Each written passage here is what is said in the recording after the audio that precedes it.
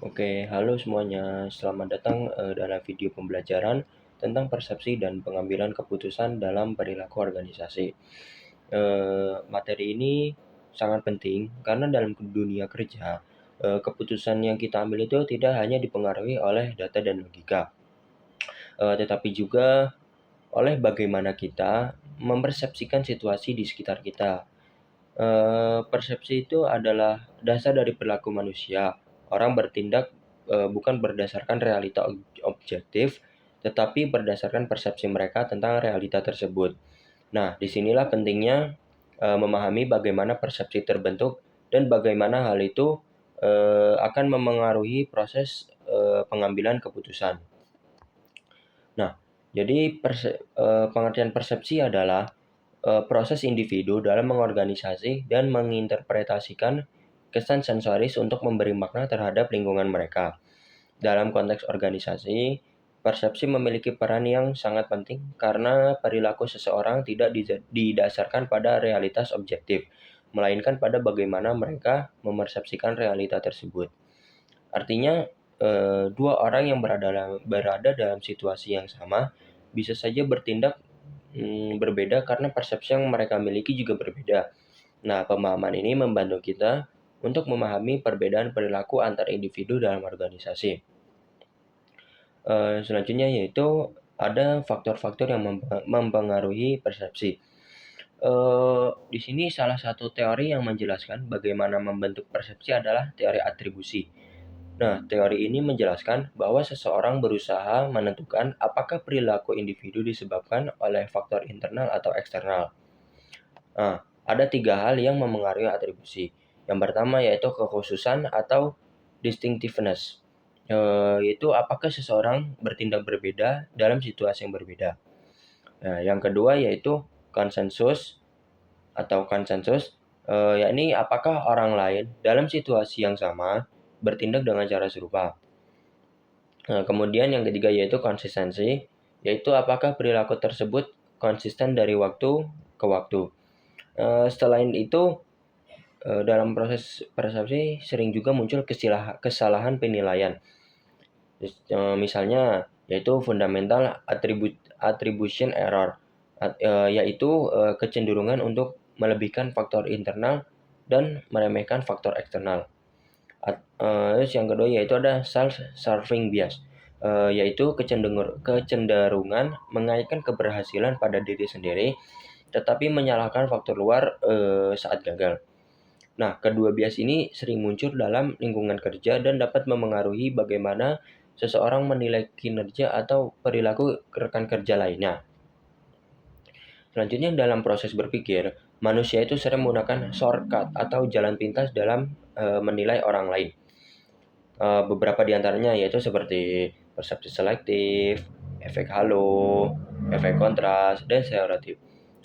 Untuk perspektif selektif yaitu hanya melihat hal-hal yang sesuai dengan pandangan atau nilai pribadi. Kemudian yang efek halo yaitu menilai keseluruhan seseorang berdasarkan satu sifat positif. Untuk yang efek kontras yaitu penilaian seseorang dipengaruhi oleh perbandingan dengan orang lain. Nah, untuk yang stereotip itu menilai individu berdasarkan kelompok atau label sosialnya. Nah, dalam organisasi, bias-bias seperti ini bisa memengaruhi wawancara kerja, penilaian kinerja, maupun proses promosi jabatan.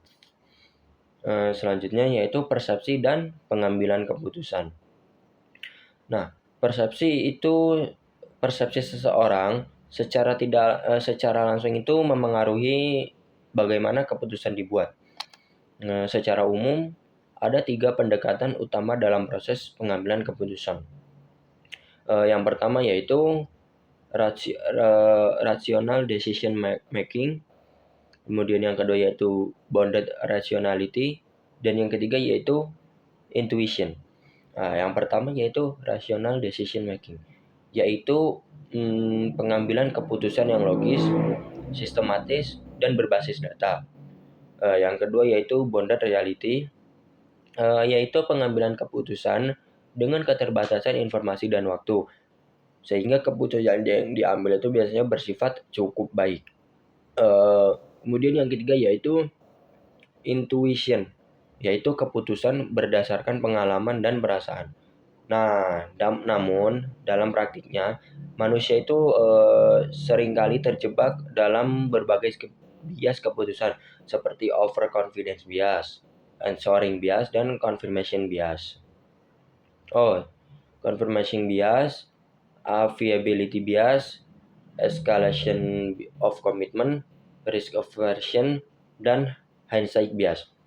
Nah, yang pertama yaitu overconfidence bias, yaitu terlalu percaya diri terhadap keputusan sendiri.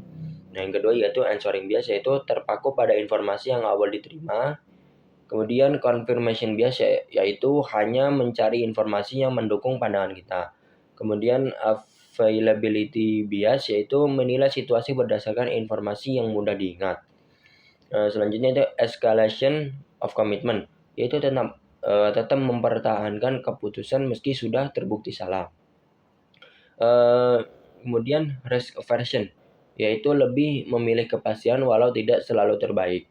Kemudian yang terakhir itu hindsight bias, yaitu merasa seolah sudah tahu hasil akhirnya sejak awal. Nah, selanjutnya yaitu cara menghindari kesalahan dalam pengambilan keputusan. Nah, untuk menghindari berbagai bias tersebut, beberapa langkah tersebut ini dapat dilakukan. Seperti yang pertama, fokus pada tujuan utama keputusan.